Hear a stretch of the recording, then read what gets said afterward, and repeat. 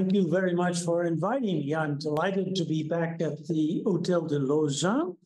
And I'm also delighted to take up your assignment, which is quite a challenge.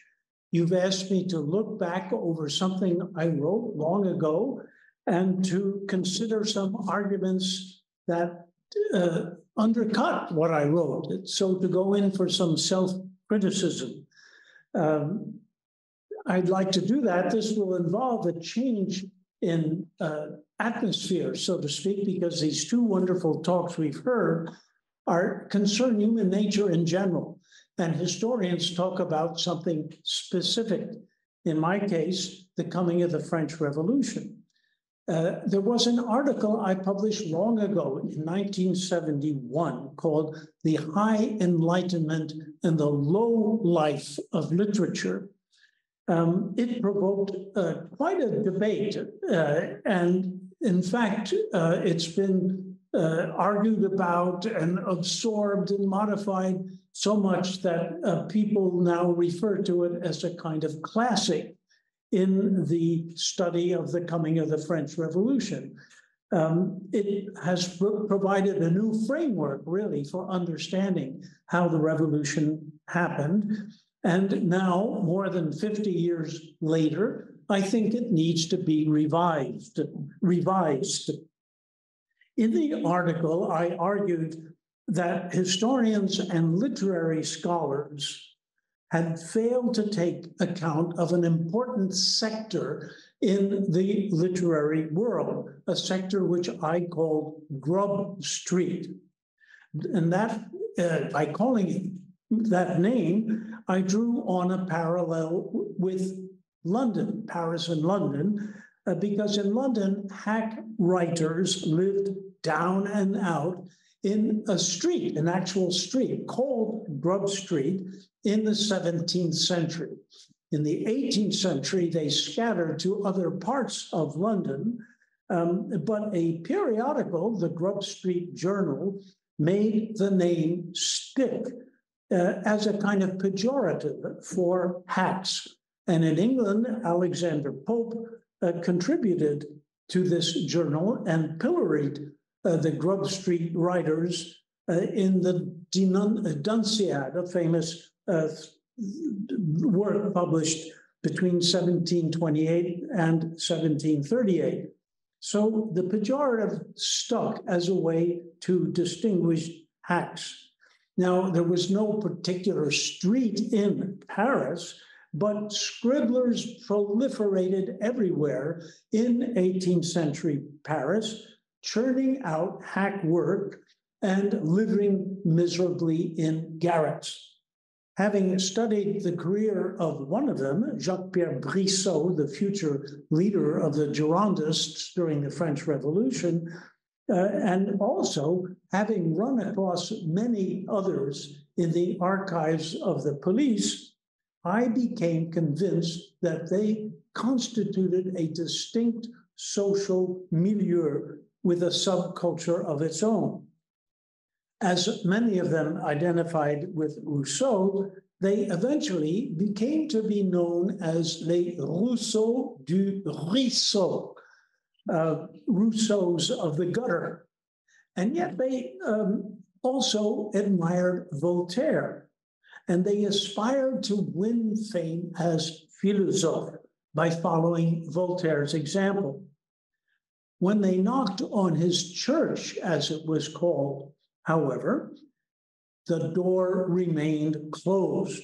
Paris was flooded with aspiring writers in the 1770s and 1780s, and there was no room for them in the system of patronage and clientelism, which formed the basis of most literary careers. Now, to be sure, a few of these ambitious young writers did make it to the top, but they belonged to what I call the second generation of philosophes, men like Jean-Baptiste Antoine Suard and Jean-François Marmontel, who, unlike their predecessors of the first generation, did not face serious prosecution and who settled comfortably into the salons and academies where the plums were passed around. By the beginning of the reign of Louis XVI in 1774, the state permitted most philosophical works to circulate freely, unlike the 1750s, when the encyclopédie was banned and most encyclopedists, with the exception of a few stalwarts like Diderot, who was secretly protected by Lamoignon de Malesherbes, the administrator of the book trade, these earlier encyclopédistes ran for cover and did not emerge until the danger had passed. Well, it had passed by 1770, and I described in this article the 1770s and 1780s as the period of the high Enlightenment, in contrast to the heroic Enlightenment of the mid-century years. The writers who made it to the top during the last decades of the Ancien Régime advocated moderate change in the manner of Voltaire, while they dominated the Académie française and they monopolized sinecures and pensions. Those at the bottom wallowed in misery. They vented their frustrations in much of their writing, illegal works, which constituted the most dangerous branch of the book trade, known among booksellers as livres philosophiques. Now, it's a technical term from the 18th century.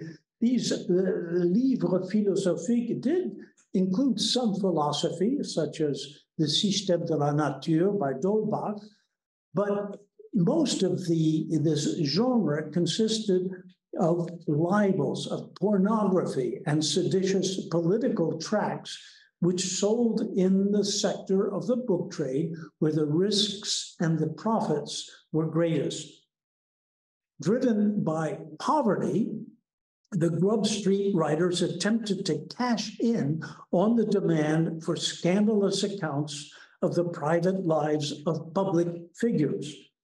Such genre, the libelles, did not lend themselves to the exposition of philosophy, but they abounded in anecdotes that conveyed the themes of decadence and despotism. They were seditious in tone rather than logic. Instead of scoring hits with Voltairean wit, Grub Street writers blasted at their targets, the grandees of the court, the government, and high society in general, what they call le monde. And they used a rhetoric of denunciation and moralizing. Well, we heard about moralizing in the first talk today. And I think this rhetorical shift that took place in the late 1770s was a profoundly important development. Insofar as the hacks evoked philosophers, they favored Rousseau rather than Voltaire, because Rousseau had turned against the established elite of Le Monde, whereas Voltaire had appealed to it. Yet the hack writers did not actually develop original ideas of their own.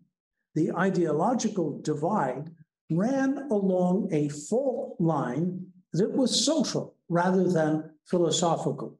It expressed a contradiction within the Republic of Letters, a realm that supposedly was open to everyone, that was egalitarian, but in fact excluded an increasingly large number of aspirants. The favored few in the second generation of philosophes were integrated in the power structure of the Ancien Régime and did not challenge its fundamental principles, while the hacks of Grub Street made the entire system look bad. Writers who had suffered from exclusion under the old regime of letters, men like Brissot, Marat, and Hébert, expressed a spirit of sedition in language that would resonate among the Jacobins and the sans-culottes. Well, that was my argument in 1971. And now, having accepted the invitation to attempt some self-criticism, I should explain the context in which I wrote this article, The High Enlightenment and the Low Life of Literature. In 1968, I belonged to the radical left that opposed the American intervention in Vietnam, took to the streets after the assassination of Martin Luther King Jr., and supported student protests from Berkeley to Paris.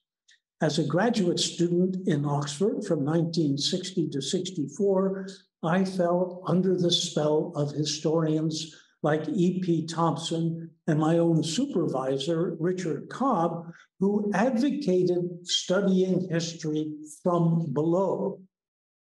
After completing my doctorate, I had a brief career as a reporter on the New York Times, mainly covering crime, or what you could call chiens écrasés, but it was really the police headquarters I got to know best. I had been broken in as a reporter from police headquarters in Newark, New Jersey, a very tough town, where I worked for the Newark Star-Ledger. And coming from a family of newspaper people, I felt sympathy for the shoe leather men who saw the world from street level and conveyed this view in clear, clipped prose. For me, the ideal type was Meyer Berger, a veteran crime reporter and friend of my parents, who captured the lives of ordinary people in a column for the New York Times called About New York. So I'm trying to tell you a little bit about where I came from when I wrote this article.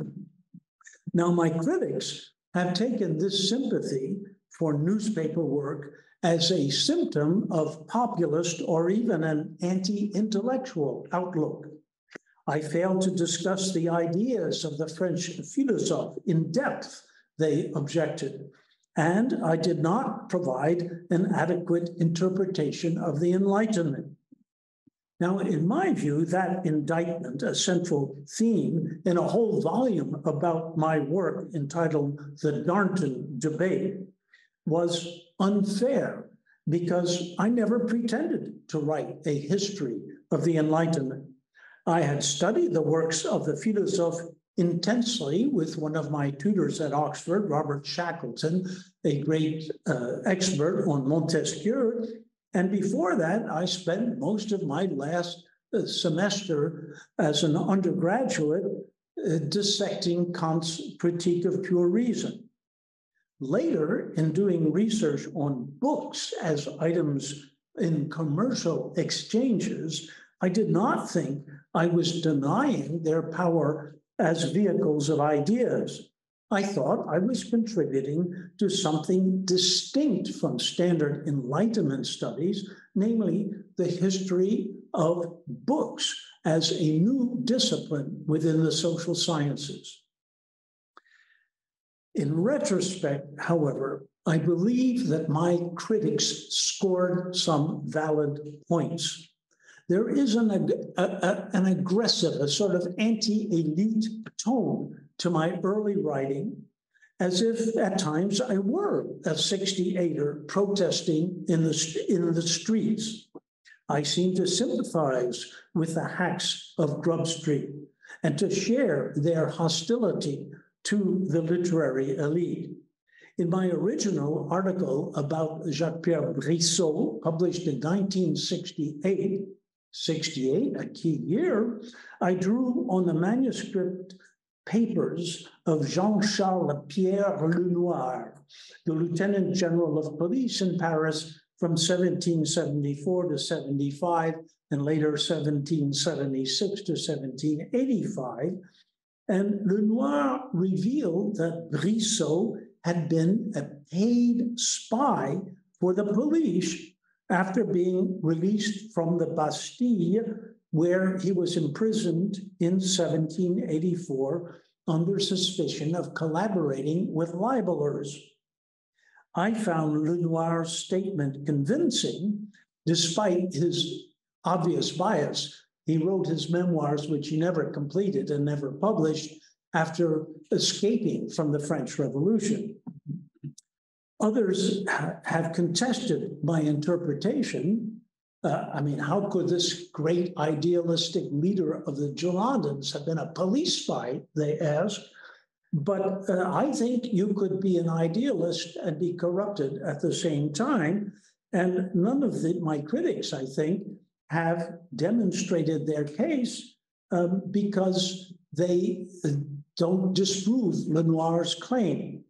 Still, I cringe when I read parts of my own argument. For example, here is something I wrote in 1968. Quote, "The story of his spying deserves emphasis, not in order to pass judgment on Brissot, but in order to understand him. His embastillement did not prove the purity of his patriotism, as he argued later. It corrupted him, and in the corrupting, it confirmed his hatred of the old regime. How he must have hated it, how he must have raged inwardly against the system of arbitrary power that first struck him down and then enlisted him in its service as a spy. How he must have reviled the men in control of the system who first blocked his attempt to win honor for himself and then dishonored him by making him their agent," end quote. Now, if I could expunge anything from my early publications, I would delete all of those must-haves. How can I know what Brissot must have thought and felt? In speculating about Brissot's inner life, I went beyond the bounds of the evidence and indulged in gratuitous psychologizing. Perhaps for reasons buried in my own biography, I identified with Brissot. In fact, I've written a 500-page draft of a biography of Brissot, and I've left it in a filing cabinet as if it were part of my early life, which I would prefer to forget. Now, the subjective element in writing history shows through other passages in my descriptions of Grub Street in the 1971 article. For example, I'll quote again. "Is it surprising that the writers whom Voltaire scorned as la canaille de la littérature should have moralized in the manner of Rousseau in their political pornography? To them, the old regime was obscene.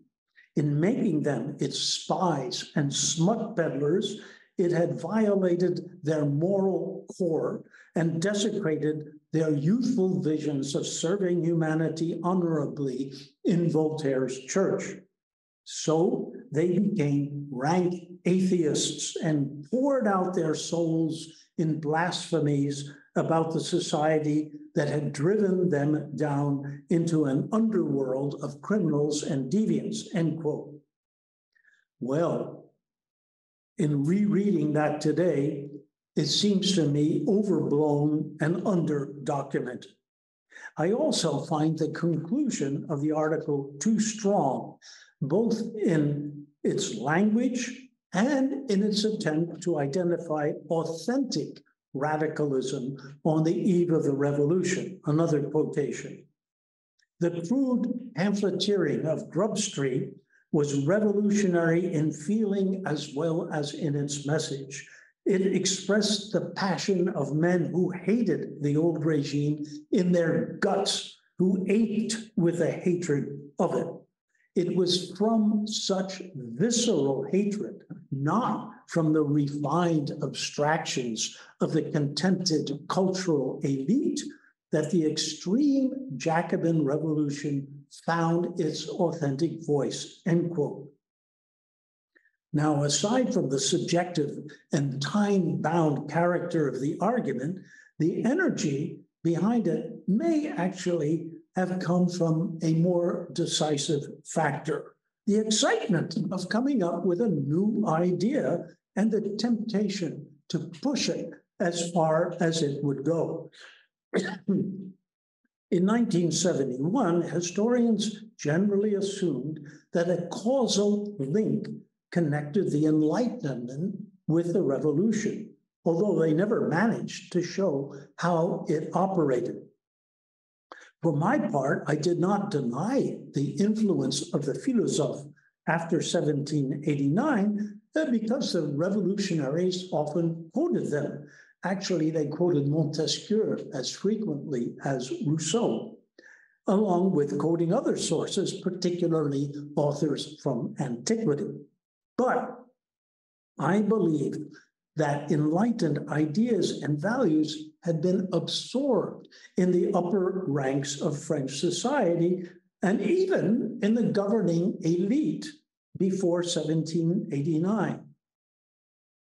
Despite their differences, Turgot, Necker, Calonne, Brienne, and other ministers of Louis XVI held enlightened views. They were genuine reformers.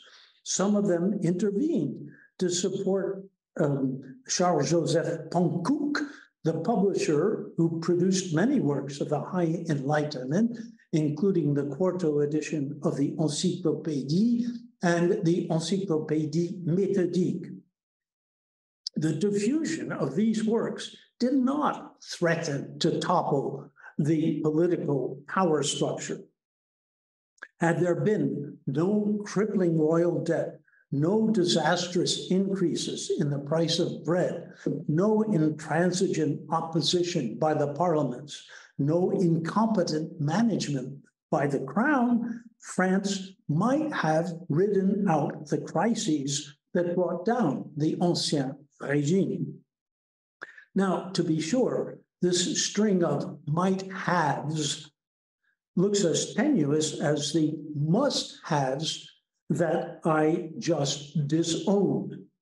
Yet the more I study the course of events between 1774 and 1800, the more importance I attribute to contingency, to unforeseen consequences, miscalculation, and sheer accidents such as the hailstorm in the Paris region of July 13, 1788. I am not persuaded by historians who argue that some form of Enlightenment discourse brought down the Ancien Régime and determined the course of the revolution. Insofar as the regime was vulnerable to ideological disruption, I still believe that my argument from 1971 is valid.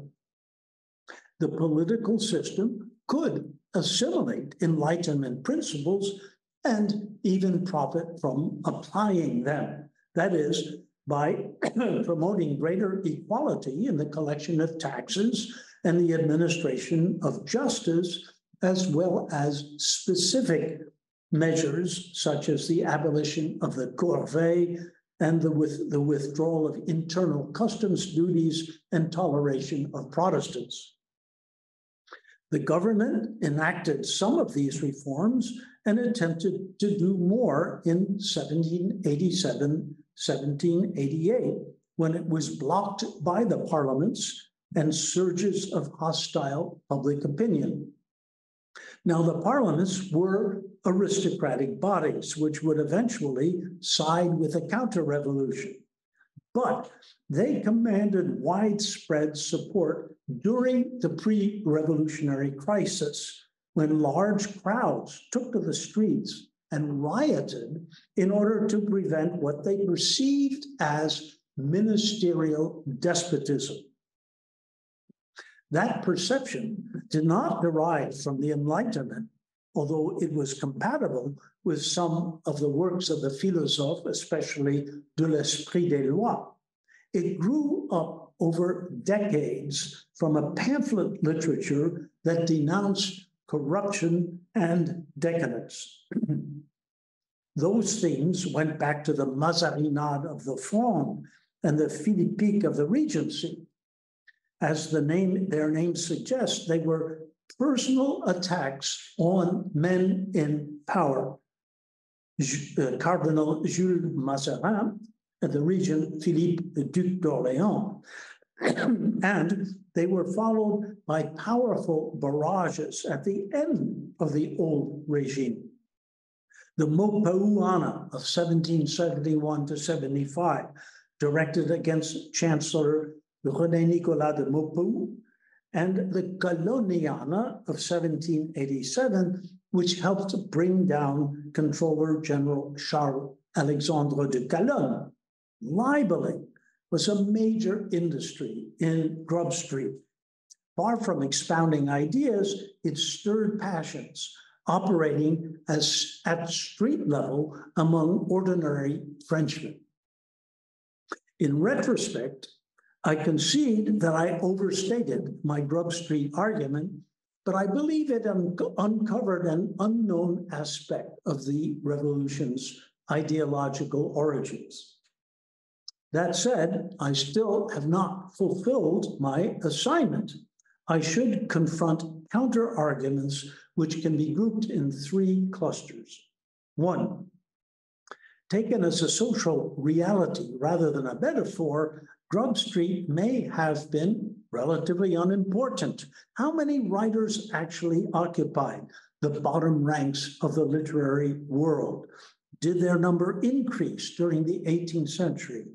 And if that population grew, did it create the kind of pressure that can be associated with an alienated intelligentsia? Although these questions involve sociological theory, from Pareto to Bourdieu, they are empirical in nature and can be answered by more research. Two, hack writing did not necessarily lead to Jacobinism. Hacks produced propaganda for anyone who would pay them, including government ministers before 1789 and even some counter-revolutionary interests afterward. Moreover, Jacobinism derived from several different sources, some of them unrelated to Grub Street. Three, what I have characterized as Grub Street literature did not necessarily come from Grub Street. Libels sometimes were produced by writers located further up in the social order, and the notion of Grub Street itself, basse littérature or littérature des bas-fonds in French, could have been primarily a fiction invented by some writers to vilify their enemies or simply to pursue a fantasy. I'm thinking of Le Pauvre Diable by Voltaire and Le Neveu de Rameau by Diderot. So this literary expression of Grub Street deserves further study as a literary theme, which was fully developed before Balzac's Illusion perdue. So these objections amount to a research agenda. I will attempt to follow it in the next 4 weeks. And meanwhile, I would like to thank you for your attention and to invite questions and suggestions. Wonderful. Thank you so much, Professor Darnton. Any questions from the audience? Yes, Colette. I just have a quick question. I imagine that you can now get access to materials, so primary sources, but also archival sources that you couldn't get access to when you were writing the article. because things are digitized, archives are cataloged and indexed and searchable in ways that they weren't in 1971.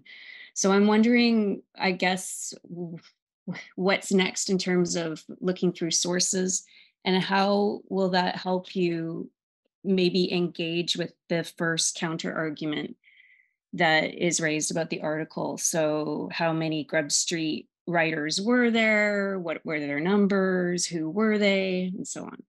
Yeah, an excellent question.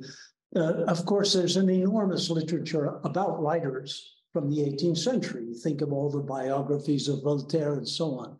But believe it or not, we don't have any idea of how many writers there were in the 18th century.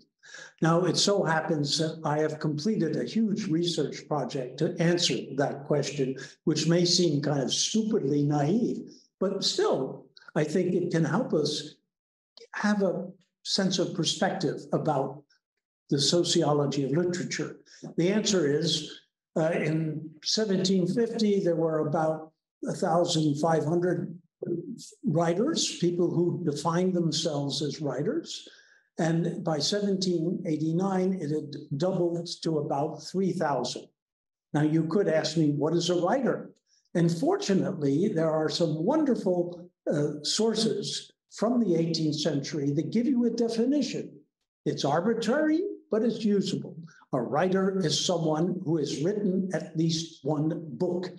And there is something called La France littéraire that was published and republished during the last 50 years of the 18th century. And it is, I think, a reliable guide to very rough statistics about the growth of the literary population. There's also a very large literature about hack writers, not just a few witticisms by Voltaire. There's a wonderful book called Le Petit Almanach de nos Grands Hommes, and it's a survey of all the poets in Paris. It's a joke because it heaps them with praise in order to make them look ridiculous. But I've checked all of the references in it, and you've got about 600 poets just in Paris in 1789. And there are other such works too. So there's a good deal of written evidence. And then since writing the article, I've spent months, in fact, years in the archives of the Bastille, where you get a record of writers arrested. And it's clear from their dossier that many of them are Grub Street hacks. I also found and published, I wasn't the first to find it, the reports on all of the writers in Paris that the inspector for the book trade, Joseph Demery, could find in 1750, between 1748 and 1752. He found 501. That's a lot of writers. And if you read his reports carefully, I've published them on my website, you see that it's full of hack writers. And he gives a little small biographies of them. So in other words, I'm sorry for going on, but in answer to your question, I think the documentation is enormous. And that this isn't just a kind of fantasy, but that one can really ground the argument in specific evidence. Okay, thank you. But I should add that some of the key works in this libel literature I've studied, and some of the key authors of it were not Grub Street hacks. And I'm thinking in particular of Pironzat de Mérobert and Moufle d'Angerville. Now, you probably haven't heard of them. They're really obscure writers, but they were pretty well off. They were commissaires de la marine, so they had a regular income. And I think that I have to criticize myself in making too much out of them. I mean, we get into the specifics of the history of literature, which may not interest a lot of people, but I think it really is interesting because it's pointing towards the development of a climate that made the revolution possible. Great, thank you. Daniele and Miruna. Yeah, it's me that would like to ask Miruna. a question. Hi. Thank you so much, Robert, for this laying this out. And it's wow, what a daunting thing to read oneself in the first place, and then to see how others have engaged with that piece of writing and how you yourself engage with it now. My question is I understand the very specific things that more methodologically how you want to approach this, how the assumptions that you say you were making that would like to step away from or distance yourself to look back on. But one of them that has to do with sympathizing with the hacks of Grub Street is something that really struck me. And I was wondering if we can write as historians without sympathizing, without taking sides, without sometimes trying to get into what's in their heads and speculate what was there. It kind of struck me that you were stepping away from the subjective element in writing history, is what you said. And I'd like to get you to talk more about that. Why not a subjective element in writing history? We all take sides, even in the kind of topics we choose. I mean, that is already that's a selection, that's a positioning, and the fact that one studies a topic as opposed to another. No, right. Well, it's a very good question. I did my graduate work in Oxford, England. There was a taboo about using the first person singular. You never said I. You never sort of indulged in any kind of emotional response to the kind of subject you were studying. Yet writers like Edward Thompson and Richard Cobb are full of explosive emotional motifs. So today, as you probably know, there is a lot of subjectivity, conscious subjectivity in history writing and in the writing of other subjects. So this is really, in a way, the first time I've used the first person singular and talked about myself. I agree that in this early work, I was angry. I was angry at the world. I thought the Vietnamese War was horrible. The racism in the US was terrible. I was in demonstrations.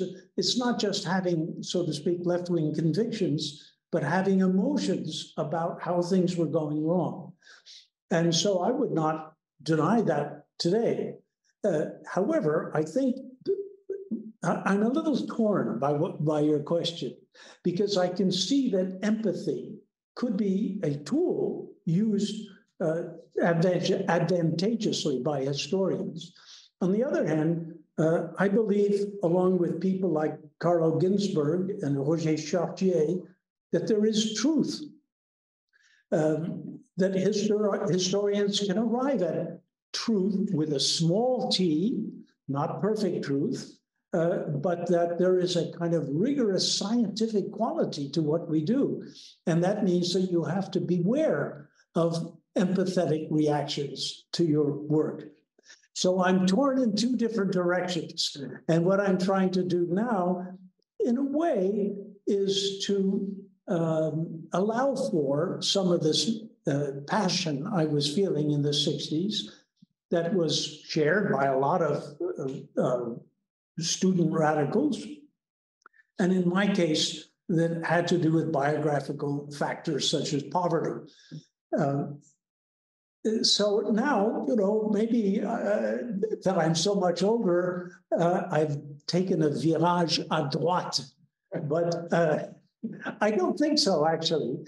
I'm as angry about conditions today as I was about conditions in the 1960s. And in fact, I think democracy is under a greater threat today than it was then. So I think that all of this matters.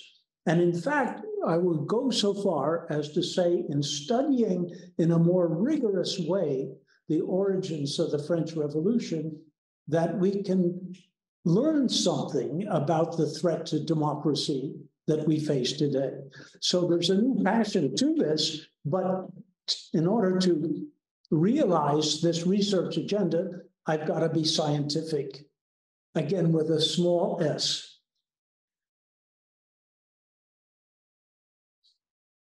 Wonderful, thank you. We have another question from Van Woodward. Would you like to read it, or I can read it in the chat as well? I can read it, and Yes. I want to, yes, of course. I mean, there is a difference between having emotions as you witness history of the past or of the present, as opposed to what is done occasionally now, which is to use any writer to actually propose your own autobiography. But I was interested in a book that came out recently, which is Le Triomphe des Lumières by Gerhard Steiger. And I misspelled Steiger in the, and do you think such books are overstating the influence of the philosophers? Because you have to consider most people didn't read them, particularly if you check the libraries of people in North America, if they knew how to read, they had more almanacs to know when to plant their seeds, or books of prayers, and perhaps a few literary books, but not that many works by the encyclopedists or the philosophers. So I'm wondering if we tend to overstate the influence of the Enlightenment. Yes. Well, another excellent question, and I've been wrestling with it for decades, actually. We have imperfect but fairly solid information about literacy rates. I've written 5 books about the diffusion of books, about publishing, about what people actually read, bestsellers, so to speak. I've just published a book about the origins of the French Revolution, in which I try to confront this problem. If I may just cite one anecdote that appears in this book, I talk about a particular incident when a crowd gathered in the Palais Royal outside the Café de Foix, and an orator read a pamphlet. It was a pamphlet written by partisans of the government, and everyone hated the government. So he's reading this pamphlet, and the crowd reacts with "Huée" and so on. And then when he finishes it, so this is reaching people who can't read. It's oral version of a written, published book. They take the pamphlet, they put it on a table, they name a procureur, a judge, and a maître des hautes œuvres, that is a public executioner. They declare the pamphlet guilty of despotism, and then they slash it with a sword and burn it. So what's going on is theatricality and acting out of responses, but to the written word. And in this book, I've given hundreds of examples of how the written word gets translated into gesture, into oral performance, into underground news sheets, into discussions around the tree of Krakow, which was a great center for nouvellistes de bouche, or newsmongers by word of mouth. So I think it is possible, actually, to see how books became absorbed in a whole system of communication. And what I'm trying to do is to study Paris as a société de l'information, an information society. You know, we use that word casually today about ourselves as if it's something new. It's not new at all. Every society was an information society, each in its own way and according to the media of the time. So I think that's a challenge to rethink the nature of the coming of the French Revolution.